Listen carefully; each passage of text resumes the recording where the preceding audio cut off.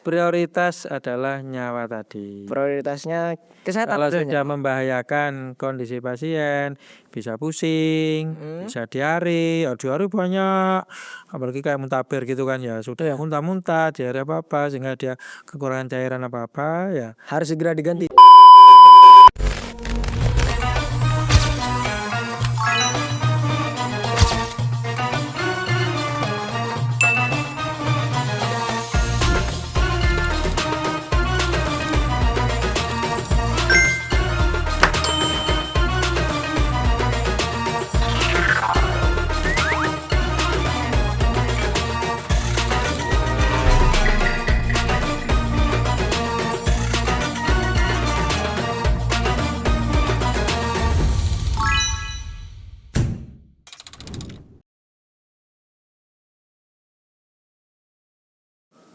Assalamualaikum warahmatullahi ta'ala wabarakatuh. Selamat datang di Ramadona, dialog Ramadan menjawab isu kehidupan. Bersama saya tentunya di sini Dul Hafiz yang akan membarengi waktu sebelum berbuka kamu dan menjawab pertanyaan-pertanyaan yang mungkin bikin kita bingung, apalagi seputar kesehatan nih. Tentunya udah datang bersama kita seorang dokter spesialis bedah umum, bukan dukun, bukan paranormal, tapi memang tenaga medis yang benar-benar terbukti. Siapa lagi kalau bukan Dokter Syahrudi. Assalamualaikum dok. Waalaikumsalam warahmatullahi wabarakatuh. Nampaknya seger sekali panjenengan ini hari ini. Alhamdulillah. Memang sebagai dokter memang harus selalu sehat ya. Iya, alhamdulillah. Kalau misalkan nih saya jadi bingung nih. Ini saya sempat tanyakan juga pertanyaan ini. Dokter kan sebagai tenaga medis. Kalau dokter sakit siapa yang ngobatin? Yang ngobatin pertama ya ngobatin diri sendiri dulu. Kalau memang bisa, maksudnya ringan ya, misalkan demam, batuk, pilek, itu kan kita sudah tahu obatnya. Biasanya kita obatin sendiri. Kecuali ada kasus tertentu di mana kita butuh spesialis atau teman sendiri, teman itu otomatis kita, ya itu tadi, kita minta bantuan teman untuk pemeriksaan. Kalau kayak tukang cukur rambut nih, tukang pangkas rambut, dia bisa. Dia sebagai ahli cukur rambut, bisa cukur sendiri. Kalau dokter misalkan, panjenengan kan SPB, spesialis bedah. Kira-kira kalau spesialis bedah bisa nggak bedah diri sendiri? misalkan. Kalau dari segi apa ya teoritis, kemungkinan bisa juga, bisa ada aja yang bisa, misalkan tumor apa gitu kan ya, nganu kuku apa gitu kan bisa. Cuma apa ya, biasanya kita ya juga ada etik lah, bagaimana suatu tindakan itu kan juga ada konsekuensinya. Jadi jangan sampai kegiatan kita ini dilakukan sendiri, ada apa-apa dan tanggung sendiri. Jadi ya itu tadi, lebih baik kalau memang kita tidak mampu, lebih baik kita itu minta bantuan teman sejawat. Oh begitu. Jadi iyalah, jadi nggak semuanya kita harus ngerjakan sendiri lah. Saya pikir kan spesialis bedah ya, jadi kalau aku ya bedah aja sendiri gitu kan. Kan siapa tahu kan, karena gitu. Tapi kalau kayak cek tensi darah kan bisa dicek sendiri. Iya, kalau tensi gitu biasanya kita nggak sendiri, straight, oh ya segini tahu. Kalau gula darah kan ada tes speknya kan ya? Ya. Kalau gula darah bisa. Kalau gula darah gitu, cuma apa ya, kalau saya gitu ya lebih baik kita nggak tahu. Jadi kalau itu gula darah, saya lebih baik minta tolong teman-teman saya sendiri. Ya tadi, karena kita nggak tahu apakah ini beresiko, mungkin kita nggak tahu apa-apa, morong goblok sendiri apa-apa kan gitu. Jadi lebih baik ya saya kan ke teman. Kemudian supaya kita itu tidak ada memori yang jelek ya terhadap suatu tindakan medis tadi, saya lebih baik nggak lihat. Jadi misalkan lihat gini, kayak gini. Baik cek darah ataupun transfusi, iya lebih baik nggak tahu gini.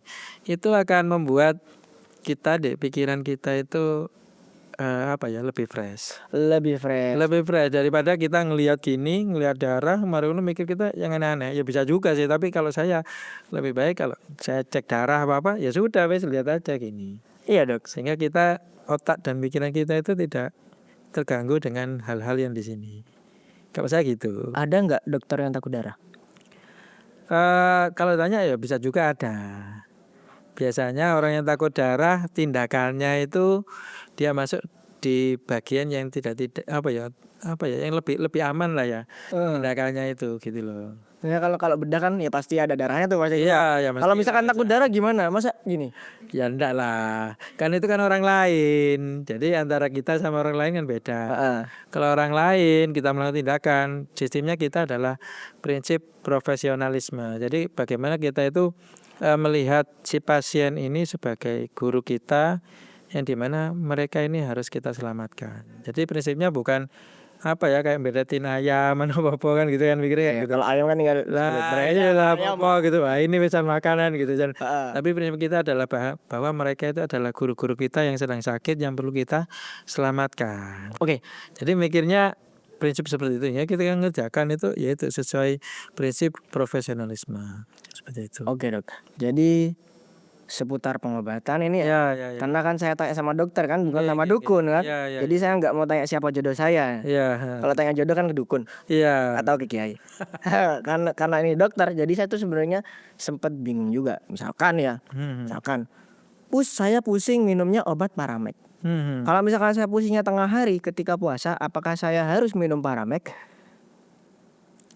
Kalau memang tidak bisa ditahan pusingnya sehingga mengganggu aktivitas sehari-hari, Iya, mengganggu kepeksa, aktivitas sehari-hari. iya kepeksa, ya otomatis minum dan batal puasa. Oke, itu kalau misalkan dalam kondisi pusing dan Ya, kalau misalkan dalam kondisi misalkan saya berobat, tentunya harus minum obat 3 kali sehari atau minumnya resep dari dokter. Iya. Sampean ini harus minum pagi, siang, sore. Lah siang puasa gimana dok? Ya, kita Kalau rubah. misalkan waktu obatnya itu jangka waktunya 15 hari, berarti kalau harus siang hari berarti kita harus batal dong selama 15 hari. Ya itu, jadi kita ngerubah jadwal untuk minum obatnya tadi.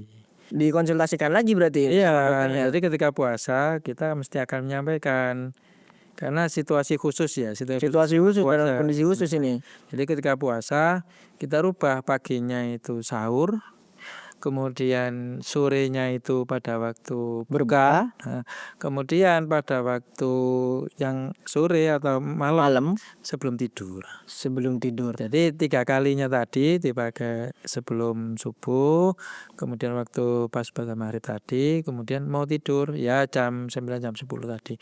Memang dari kondisi kurang ideal. Idealnya adalah minum 3 kali itu bukan pagi, siang, sore atau apa bukan.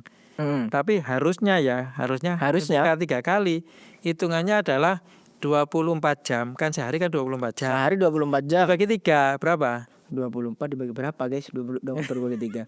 8. Ya kan? Ya 8 jam. Berarti tiap 8 jam sekali. Iya, jadi misalkan pagi, minum apa jam berapa dah pagi? Misalkan waktu sahur jam 3. Bukan, ini kalau ini kan kondisi ideal dulu. Kondisi ideal ya. Kalau pagi Jam 6 lah ya. katakanlah jam 6 lah. Jam 6 jam 7 lah ya. Jam 6 jam 6. Jam 6 tambah 8. Berarti siangnya Jam 2. jam 2 siang. Jam 2 siang. Ya. Kemudian jam 14 kan ya. 14 tambah 8. 14 tambah 8 berapa guys? 14 tambah 8. Saya enggak pintar hitung-hitungan. 14 ditambah 22. 22 berarti jam 10 malam. Jadi jam 6, jam 2 siang. Jam 2 siang sama jam 10 malam. Nah, itu yang benar. Jadi bukan lihat pagi, duhur, kemudian maghrib atau isya, bukan. Jadi anggapannya itu salah berarti. Iya. Saya kira 3 kali itu harus pagi, siang, sore. Bukan. Jadi hitungannya 3 kali sehari. Yaitu tadi per 8 jam tadi. Kalau 4 kali, berapa kalau 4 kali? 24 dibagi 4 dengan 6. Berarti jam 6, jam 12, jam 6 sore, jam 12 malam. Jadi gitu sistemnya. Sistemnya berarti gitu. Ya, kalau 2 kali. Jam 6, jam 12 sore. Jam 6, jam 6 sore. Jam 6 sore lagi. Jam 6 sore. Kalau Seperti itu. Berarti tergantung gimana resep dari dokter berarti ya. Iya, jadi bukan ngelihat oh ini 3 kali berarti pagi, siang, sore. Mari ngono 2 kali pagi, sore, bukan. Ya itu tadi hitungannya. Berarti di sini kita sebenarnya udah sepakat. Kita nih semuanya sudah tahu guys ya. Kalau bahwasanya obat oral yang benar itu 3 kali sehari, bukan berarti harus pagi, siang, sore. Bukan. Tapi dalam waktu 24 jam itu dibagi 3. Iya. Berarti yang 8 jam. idealnya per 8 jam kita minum obat itu berarti ya. Oke. Kalau 4 jam ya berarti 24 dibagi 4. Kalau 3 ya berarti 24 dibagi 3. Heeh. Berarti sebenarnya aturan 3 kali sehari, 2 kali sehari, 4 kali sehari itu bukan sehari harus barengan 4 langsung gitu. Heeh. Tapi ada jamnya. Jamnya. Karena dulu saya pikir dok 3 kali sehari. Berarti saya langsung minum 3 kali. Ya itu. Kan lebih banyak lebih ampuh. Heeh. Lebih cepat mati. Oke, Ya. tapi di sini kan kita sepakat ya dok, bahwasanya pemberian obat oral, maksudnya yang secara pil ya, kalau bahasa orang Madura itu nguntal pil, Iya. itu sepakat itu membatalkan puasa. Ya, sepakat. Tapi dalam kondisi tertentu, kondisi khusus, mungkin itu bisa dibatalkan. Contoh tadi misalkan saya bener-bener pusing banget ketika siang hari. Ya. harus banget dalam kondisi harus banget gitu. Itu dibolehkan membatalkan puasa. Dibolehkan karena keadaan khusus tadi. Keadaannya mendesak gitu ya. Iya, Karena karena nyawa. kemampuannya. Nyawa itu prioritas. Prioritas adalah nyawa tadi. Prioritasnya kesehatan. Kalau tentunya. sudah membahayakan kondisi pasien, bisa pusing, bisa diare, diare banyak, apalagi kayak muntaber gitu kan ya, sudah muntah-muntah, diare apa-apa, sehingga dia kekurangan cairan apa-apa, ya harus segera diganti cairannya. gimana lagi? Nah itu bisa. Harus membatalkan berarti ya. Harus demi membatalkan. keselamatan. Jadi teman-teman ya, kalau misalkan ada teman-teman yang muntaber, Iya. misalkan, Iya. atau diare, sedangkan butuh penanganan yang serius. Jadi jangan maksa, kan ada maksa nih teman-teman. Iya. Misalkan, aku masih kuat puasa gitu. Aku masih kuat puasa, lebih baik dibatalkan karena nyawa itu prioritas. Prioritas. Itu prioritas. Keselamatan pasien. Daripada kamu puasa sekarang maksakan kuat terus mokat, sia-sia dong, nggak nyampe lebaran, jadi nggak ngerasakan ketupat kalau gitu. Terus di akhirat. Ya di akhirat nanti ditanyain kamu matinya kenapa, saya diare, kan lucu kan gitu matinya gara-gara nahan puasa. Jadi kalau lebih baik membatalkan puasa demi keselamatan kan ya. Iya. Untuk obat oral. Ya misal Karena Allah kan juga tahu kan bahwa Ya, kemampuan kita ya. seberapa dan Allah tidak membebankan suatu hal yang memberatkan. kata-kata hari ini berarti Dok. Iya. Kata-kata hari ini Tuhan tidak akan memberatkan hambanya melebihi kapasitasnya. Ya, kata-kata hari ini nanti ditulis pakai caption Dr. Syahrul di SPD gitu ya. Oke, jadi misalkan nih dok, mengenai kondisi tertentu nih, misalkan ada orang tabrakan, Iya. tabrakan, terus kondisi dia tuh kehilangan darah banyak.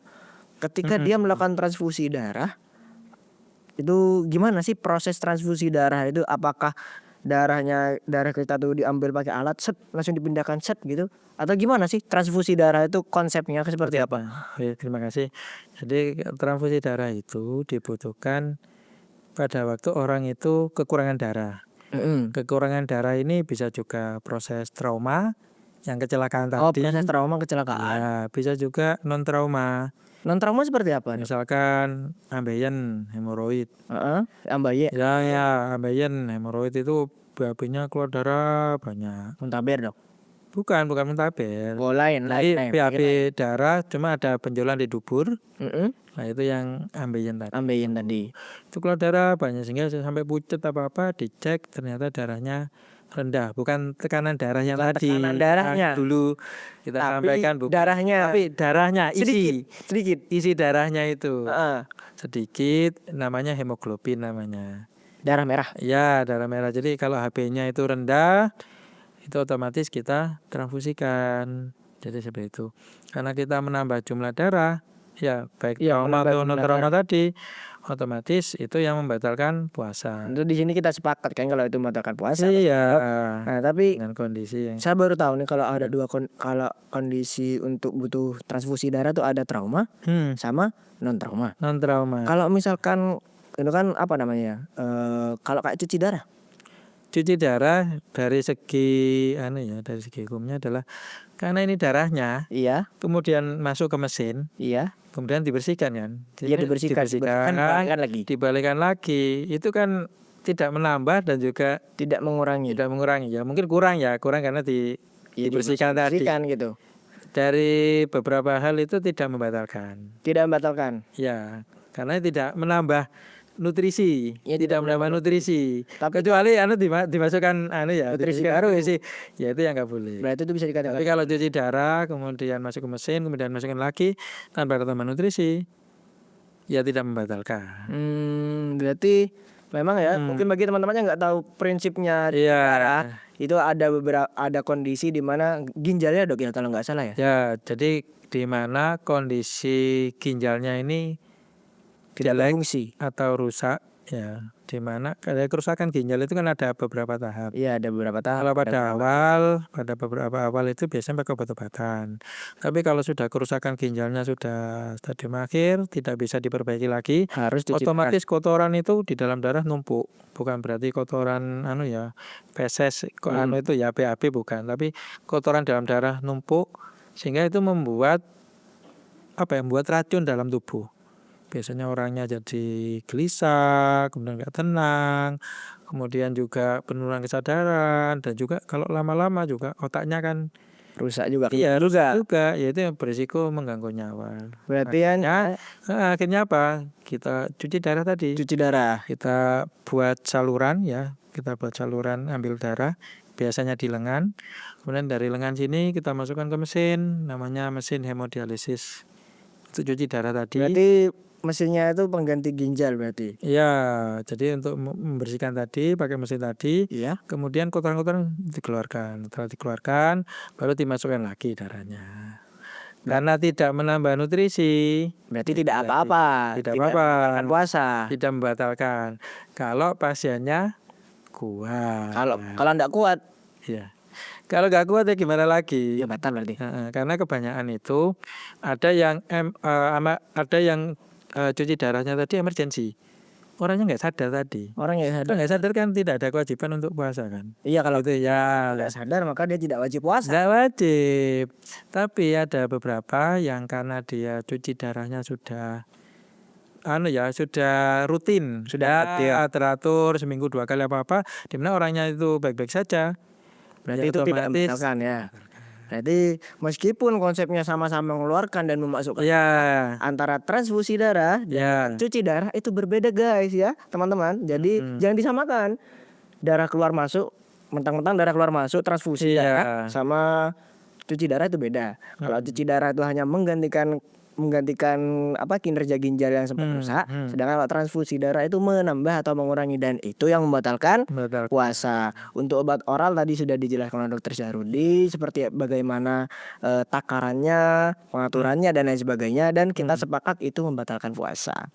Nah, Dok, juga untuk sebenarnya saya juga ingin membahas terkait kondisi khusus, penanganannya seperti apa, tapi kayaknya waktu yang udah mepet banget nih, kita akan di episode yang selanjutnya. Oke. Oke, kita akan bertemu di episode selanjutnya. Saya ucapkan terima kasih kepada Dokter Syahrudi dan juga kepada teman-teman, selamat berbuka puasa. Saya sebagai host Dul Hafiz pamit undur diri. Terima kasih. Wassalamualaikum warahmatullahi wabarakatuh. Waalaikumsalam warahmatullahi wabarakatuh.